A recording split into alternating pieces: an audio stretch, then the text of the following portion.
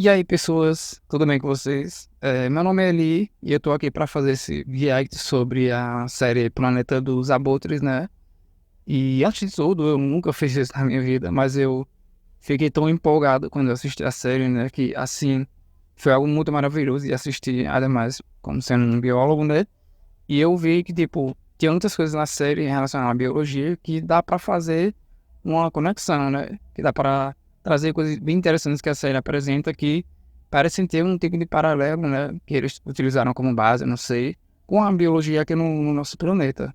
Então, eu tô aqui, né, para trazer esse conteúdo, mas, enfim, né, sem mais delongas, vamos aqui assistir o primeiro episódio da série Planeta dos Abutres. E lembrando que eu vou estar editando o vídeo para não ficar nada muito chato, né? Ficar um negócio mais dinâmico. E também para evitar problemas com os direitos de imagem, tá certo? Bom, aqui, né, a gente tem uma coisa bem interessante que eu queria começar a pontuar, né? Sobre... Você vê que o título da série, né? Ele é chamado Planeta dos Abutres. E quando eu vi o pessoal comentando sobre a série, assiste Planeta dos Abutres, assiste essa série. Eu vi uma imagem aqui ou ali, e aí eu vi aquelas criaturas, eu pensei, Planeta dos Abutres, tem essas criaturas meio bizarras. E eu pensei, então deve ser um planeta onde essas criaturas elas vão, sei lá, se alimentar uma da outra, e dos personagens humanos que vão estar nesse planeta, e aí vai parecer um negócio, sabe, meio visceral até. Só que vendo o título, né, original da série, que é Scavengers Reign, o reino dos... Scavengers seria uma palavra que, traduzida meio que literalmente, significa carniceiro, só que, pelo que eu vi na série, ele tem mais essa ideia, fazendo referência aos humanos que estão sobrevivendo nesse planeta. Eles vão estar utilizando esses recursos, né, como se fosse a sucata do planeta para tentar sobreviver. Por isso que eles têm, né, esse nome de Scavenger, né, no título original da série. Então, isso daí dá um certo contraste com a ideia do título traduzido, né, que é Planeta dos Abutres. Mas, enfim, aqui eu acho bem interessante como ele corta a lateral da barriga desse animal e aí ele, tipo, não tem sangramento, não tem nada do tipo. Ele parece ter algum tipo de adaptação pra isso, não sei. Mas também o nome desse bicho, ele aparece depois, mas não sei. A gente pode ter mais informações sobre ele. Aqui eu acho bem fofinho essas criaturas, mas você vê que quando esse animal mega grandão, ele vomita o cara, junto ele vomita um pouco do material que estava dentro da sua boca, do seu interior. E esse material biológico que cai no chão, ele não é descartado, né? Ele é reutilizado através desses bichinhos aí que eles devem agir de maneira semelhante aqui na Terra com alguns animais que eles se alimentam dos restos de outros seres vivos, por exemplo, de planta, de animal, quando ele está se apodrecendo, você vê que aparecem alguns bichos quando algum outro ser vivo ele morre.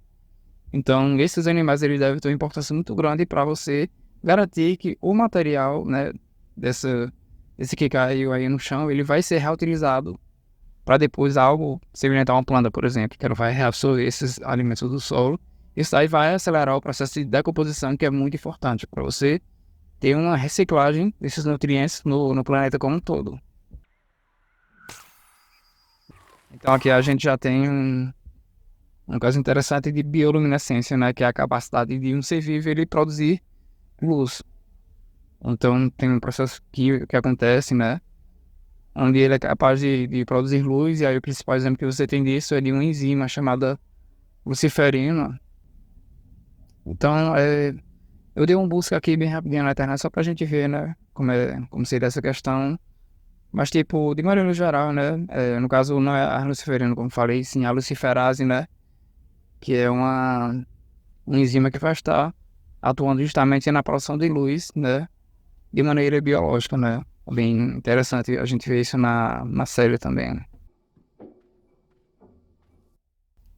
Então aqui a gente vê que eles, depois que a nave caiu, né, depois que a gente vê nessa introdução da série, eles caíram de nave, estão há um tempo aí já sobrevivendo. Eles não estão sendo como abutres, mas estão sendo como essa ideia de um scavenger, né, de que ele vai utilizar, se fosse assim, a sucata do planeta, como se fossem os restos, né, para tentar sobreviver e reutilizar esse material ao favor deles, né, para que, enquanto eles esperam o resgate chegar, eles tenham uma estadia, né, uma vida no planeta, digamos assim, mais confortável. E aqui a gente vê como que eles, né, utilizam o recurso do planeta, e a gente vai ver muito isso na série, para utilizar de acordo com a vontade deles, né. Aqui a gente vê um bicho bem interessante, aqui dá pra ver que ele tem esses bigodinhos aqui, então deve ser suas estruturas sensoriais. Ele tem olhos grandes, ele tem um jeitão assim de um peixe abissal, né. Se a gente procura aqui na internet, né, aqui ó, peixe abissal, ele tem mais ou menos o mesmo jeitão dele, né, olhos grandes, e no caso daquele lá ele tem como se fosse uns bigodes, né, lembrando, aqui ó, esse peixe aqui ele também tem mais ou menos as características que a gente vê lá, ó. A gente vê várias das cerdas, né, que são utilizadas para a parte sensorial, só que esses peixes abissais, eles, como o próprio nome fala, eles só são encontrados no fundo do mar. Então, não sei como seria mais ou menos a explicação do porquê que esse bicho se parece com isso, mas a gente vai vendo com passar na série. E dá pra ver ó, que ele tem essas aberturas aqui, ó, que parece a estrutura de inspiração dele, né? Como se fossem as guerras, né? Mas aí eu só tô aqui especulando, porque não tem como a gente conhecer bem, né, a biologia dos bichos. A gente vai pegar as informações que a série dá pra tentar desvendar como seria o funcionamento de algumas coisas na biologia aqui desse planeta.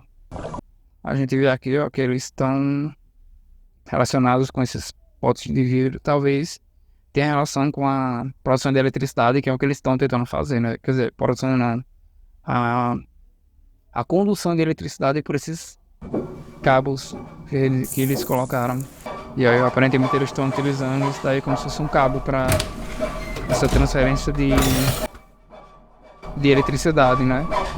E é bem interessante porque assim, ele não mostra exatamente de qual ser vivo ele pegou esse material, né? Se foi de algo análogo a uma árvore ou um animal, mas é como se fosse, sei lá, um tipo de nervo, né? E o nervo ele tem a função de transferir energia elétrica de um ponto para o outro, e aqui parece que essa estrutura ela tem a mesma função de um nervo, mais ou menos.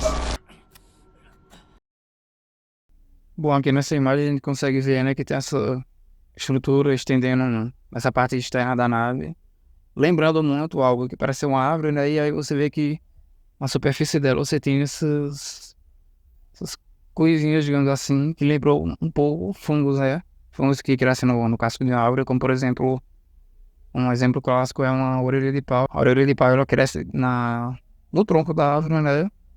E lá, no caso, na série, não dá para saber se aquela parte ramificada da árvore ela tá viva ou morta, porque muitos desses fungos que crescem no tronco de árvores, eles são, a gente chama, né, de saprófilos, né?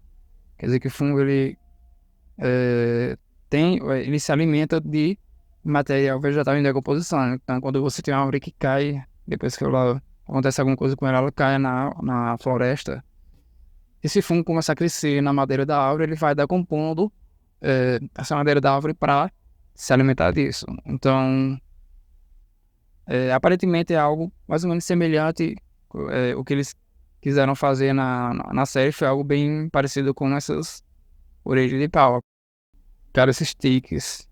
Eu já vou adiantar uma coisa, porque eu não quero ficar pausando e ficar toda hora comentando, mas né, pra quem já assistiu, ficou muito claro isso, que a variação da vida, né, assim, do ambiente como um todo, nessa série é incrível. Se você pega um Avatar da vida, por exemplo, ele tem uma variação lá, né, uma biodiversidade que a gente chama, né, que é tipo, bem alta, mas aqui nessa série é algo extraordinário. Essa série, em questão de como é retratado a vida alienígena em outro planeta, né? Através dessa especulação, né? Que é uma área até da biologia relacionada com a astronomia, que é a astrobiologia, né? De como que seria a vida em outros planetas. E essa série faz isso de maneira fenomenal. Então, comparando com o Avatar, isso aqui, tem nem jeito. Então, a biodiversidade da vida aqui retratada na série, né, os abutres é algo maravilhoso, maravilhoso. E aqui a gente vê, ó, que eles estão plantando vegetais da Terra nesse planeta. Então é uma coisa até que eu achei bem interessante nessa série, que tipo, tem algumas coisas nesse planeta que tem em comum com o nosso. Só que aí, com o decorrer da série, a gente vai vendo, e aí eu quero depois trazer isso daí para essa discussão, porque é bem interessante mesmo como eles conseguem cultivar isso daí que parece ser tomate, né? No planeta sem nenhum problema, né? Bom, aqui a gente vê, né, que tem essa estrutura amarelada, ela que é um negócio meio gosmento e tal. E quando eu vi isso aí me lembrou de uma coisa que eles, em inglês, chamam de slime mold. Pronto, aqui esses slime molds, né, como eles chamam em inglês, que eu mesmo, assim, eu não consegui achar nenhuma tradução melhor. Então, na época, quando eu fiz uma publicação sobre isso no meu Instagram de divulgação científica, que é o Cienciologia, eu falei um pouco sobre eles e eu dei o nome carinhosamente para eles de ameba gigante, porque eles são muito relacionados, eles são mais relacionados com as amebas do que de fato, do que os fungos de fato, né? Porque esses daqui são protistas, né? Mas é bem interessante porque lembram muito como da série, né? Você tem ela aqui, né, o slime mold na vida real, que é essa ameba gigante, e ela vai crescendo bem devagarinho, né? Então a gente vê nesse GIF aqui, ó, que ele vai crescendo, né? Só que, claro, isso aqui é uma imagem acelerada. Em tempo real você não vê ele se movimentando dessa maneira tão rápida, né? E aí parece muito com o que a gente vê no circuito do Levi, ele fala que tem uma composição complementar ao circuito. Então quer dizer que a gente vai ver de como que esse tipo de ser vivo aí, ele vai crescendo no circuito do Levi. A gente percebe que esse tipo de ser vivo aí, que daria para dizer que é como se fosse essa ameba gigante que eu acabei de mostrar, ele consegue perceber o ambiente à sua volta, né? Ele tem uma questão sensorial e ele consegue passar os estímulos elétricos pro circuito do Levi. Então aqui eu já estou me adiantando, mas é só uma coisa bem interessante desse ser vivo que aparece no circuito do Levi. Cara, eu achei isso muito legal, porque aparentemente esse bicho aí, ele tem um tipo de camuflagem. E aparentemente não é camuflagem só pela cor, né? Você vê que a forma dele muda de acordo com essa superfície dessa estrutura que aparece muito no planeta. Então ele tem essa forma de se camuflar para evitar justamente ser comido por outros seres vivos. Bom, a gente vê esse bicho gigante aí, né? Ele parece ter algum tipo de relação, né? A biologia dele com o som. Então você vê que ela usa esse aparelhozinho aqui pequeno para produzir uma frequência sonora. Talvez o bicho tenha algum tipo de tímpano, né? Para perceber essa vibração do ar no planeta. E aí ele consegue perceber esse som, ele já se espanta e aí vai para longe. E aí você vê que o Levi jogou um pulso, um som um pouco mais forte para espantar ele. Então dá para ver que o som ele é muito importante para ele, né? Bom, pelo que a gente viu, essa nuvem esverdeada, aquela jogou no bicho, ó, parece ser um tanto quanto ácido. Só que ácido não é corrosivo, né, para essa parte do corpo dele. Mas a gente vê que não é o mesmo para ela, né? Ela, pelo jeito, não tava nem usando a máscara, né? Aí ela não está de máscara, né? Então, aparentemente isso aí é algo, digamos que maléfico, né, pro bicho desse planeta, mas não para ela, né? Mas não para nós humanos. Essa sequência bem interessante e intrigante na série. Bom, o que a gente tá vendo aqui, né?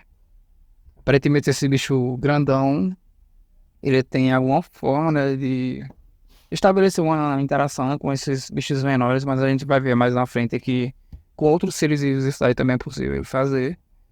E ele parece, né, com essa luzinha que a gente vê, de certa maneira, um tanto quanto controlar o bicho, para que ele faça isso que eles estão fazendo, né? Pega uma comidinha e depois dá para ele. Esse bicho grandão, ele vai e dá essa gosma preta que nem a gente vê no começo, né? Para nutrir os seus cerros, digamos assim, né? Eles vão praticamente ficar servindo a ele. Então, é uma interação que talvez a gente possa chamar de uma interação mutualística, né? Porque esse bicho menorzinho, ele tá ganhando por ele ter aquela gosma preta sendo dada para ele de alimento, né? Parece algo bem nutritivo. E aí o outro, aquele bicho maior, ele vai estar ganhando também, porque eles vão estar pegando comida para ele. E aí, acho que o ganho para esse bicho é que ele não precisa ir até a comida, ele vai ter os seus servos trabalhando para ele, né, digamos assim, e trazendo essa comida até ele. Então é um comportamento bem interessante. Agora, como ele faz isso, tipo assim, a ideia, né, de fazer de reagir à série é que a gente tente estabelecer esses paralelos para que a gente possa embasar mais ou menos na realidade como seria, né, estar aqui na prática. Só que as habilidades desse bicho, eles estão, assim, além do que eu posso entender, do que eu posso dizer, não, esse bicho tem uma capacidade mais ou menos parecida com isso, com aquilo. Tipo assim, eu ainda não entendi direito as habilidades dele. Agora, como ele faz isso, mais uma vez, eu não sei, mas ele tem uma suposta conexão psicológica, né? Uma conexão na mente daquele ser vivo. E isso aí já presume uma coisa, né? Que todos os seres vivos desse planeta, eles podem ter um cérebro, né? Um cérebro que é capaz de ser controlado por esse bicho. E aí você vê ó, que, né, para ele seduzir o bicho, ele faz essa conexão mental. E aí, pra mim, esse é o momento que a série, ela mais puxa esse limite da fantasia pra mim, né? Porque tem esse lance de magia e tudo mais. E aí ele manda esse fluido negro pra boca do outro bicho pra nutrir ele e tentar, digamos assim, convencer, ó, você pega a comida pra mim, eu te dou esse fluido escuro que não dá pra saber qual é a composição, mas isso aí aparentemente é algo perfeitamente nutritivo para aquele ser vivo. E aí a gente tá vendo aqui nesse frame que existe competição, né? Eu não sei ao certo se nessa cena que deve ter acontecido aqui aqueles bichos grandões, né? Eles devem ter comido os tomates daquela horta que eles estavam fazendo, né? Provavelmente é o que aconteceu. E aí, é, é uma competição por recursos nesse planeta, bem séria. E aqui mais uma vez, a imagem que representa maravilhosamente a biodiversidade desse planeta. E aqui a gente vê ó, essas estruturas mais alaranjadas nesse que parece um tronco de árvore, que parece ser aquele que eu mostrei, né? Aquelas orelhas de pau. Seria algo análogo a um fungo, né? Que a gente tem um pouco da vegetação, né? Alguns, no caso, daria para chamar de plantas, né? Você vê que tem alguns que são verdes, o que indica o que apresenta de clorofila e, por sua vez, fotossíntese nesse planeta. Muito provavelmente. Você vê que tem uma grande diversidade de plantas, né, aqui, ó, ao redor. Seja dessas menorzinhas, como uma grama bem pequenininha, até essas mais gigantes aqui, com esses troncos bem grandes mesmo. Aqui a gente vê que essas árvores ao fundo, eu não sei, elas lembram um pouco, assim, cogumelos gigantes, né? Mas é porque isso daí a gente tá vendo de longe, eu não sei se mais de perto essas árvores na verdade será uma série de folhas, né? Mas pode ser também que seja algum tipo de fungo gigante nesse planeta.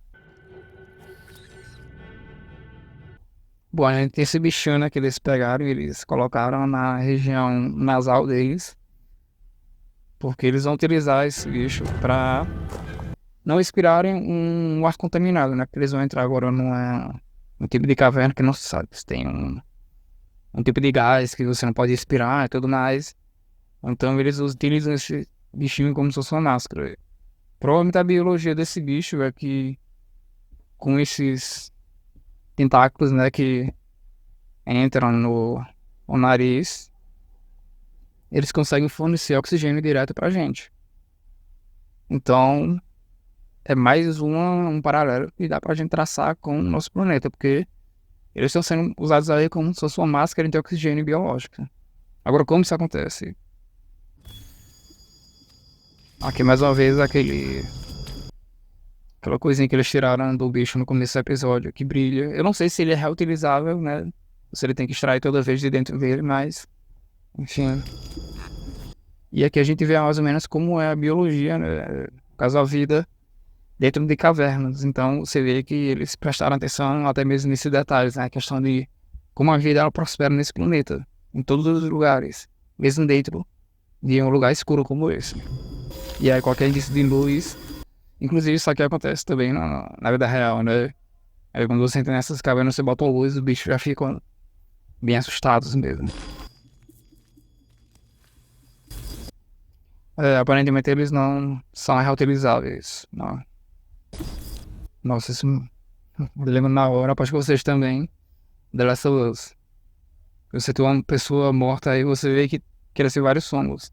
Mas pode ser que seja um processo natural de decomposição, né? Você tem diversos tipos aqui, né? Nossa, eu lembro muito fungo, isso daqui. Lembro muito a orelha de pau que eu mostrei pra vocês. Isso daqui, sim. Mesma coisa com fungo praticamente, né? Aqui eu acho que dá pra gente procurar, né? O famoso fungo Osteocordyceps, né? Só que no caso aqui no nosso planeta aí. Por enquanto, pelo menos, ele infecta apenas os insetos, né? E assim, uma variedade de insetos que eles infectam. E aí é bem interessante que tem uma inspiração, né, dos fungos que eles tiveram também nessa série. Que esse bicho aqui também, ó, bem parecido mesmo com o que a gente vê na série. Úrsula, respira devagar. Aí, aparentemente, esses bichos também têm o seu próprio limite, né? Eles fornecem oxigênio pra pessoa que tá usando ele como máscara, mas também tem um limite, né? Agora eu não sei o quanto que esse gás que sai do que ela pisa, né? O quanto que seria tóxico. Talvez não seja exatamente tóxico, e sim, provavelmente, um tipo de coisa que você expira e você acaba se tornando essa coisa grotesca aqui. E aí você vê que ele lembra o humano porque provavelmente ele se utiliza do DNA humano para tentar recriar algo parecido com o que a gente vê aí nessa criatura, né? Então aí talvez a preocupação seja você inalar esse gás e você acabar como aquela pessoa que a gente viu, né? Com vários fungos crescendo no corpo. E aí aqui você tem outro. Você me lembra um pouco. O olho dele lembra muito, né? Que ele utiliza na máscara. Mas esse aqui, no caso, ele enche. E no caso, aparentemente, é um tipo de reação química que você tem. O gás ele se expande rapidamente. E vira um bexiga. Praticamente o bicho ele consegue flutuar, né? Eu não lembrava desse detalhe especificamente, mas é bem interessante, né? Ela realmente fez isso que eu estava supondo, né? Ela respira o gás e o gás, esse gás provavelmente é esse tipo de fungo que ele deve conseguir crescer muito rapidamente, como a gente via aí, e ele vai começando a tentar decompor o corpo da pessoa, só que vivo, no caso. Bom, aqui nesse bicho, né, a gente consegue ver a sua capacidade de regeneração. Aqui no nosso planeta a gente tem um bom exemplo, né, que é o da água viva, né? O mesmo estilo do mar, você corta o bicho e eles conseguem nascer de novo, mas é porque a estrutura no geral desses bichos que conseguem se regenerar, ele tende a ser um pouco mais simplificada. Se você botar em comparação a gente, você corta aqui no meio, não consegue se regenerar, porque é um tecido muito complexo, então o fato do tecido, talvez essa carapaça de proteção desses bichos grandões, ela pode ter uma estrutura muito, tão simplificada que ela pode se regenerar assim rapidamente, né? Mas eles têm os seus limites também para regeneração. Aqui a gente vê vários órgãos por dentro, né? Um negócio bem complexo, comparado com a gente, né? Também muito complexo, vários órgãos e tal. Mas a carapaça em si, e talvez esses perninhos dele, né? Essa parte locomotora, também aparentemente ela conseguiria se regenerar, mas aqui extrapolou o limite para esse ser vivo. Quem é que tava na cabeça dele? Assim, algum tipo de habilidade psicológica que ele tem de entrar na mente da pessoa. Provavelmente dá o que ela quer sentir, né? Um conforto psicológico, mental. E ela deve se sentir atraída por essa criatura e beleza. Eu quero servir a você enquanto você me dá esse conforto psicológico mesmo e nutrientes. E aqui a gente tem mais uma habilidade, assim, mágica, especial desse bicho aqui, né? E assim, aparentemente ele tem um tipo de poder magnético.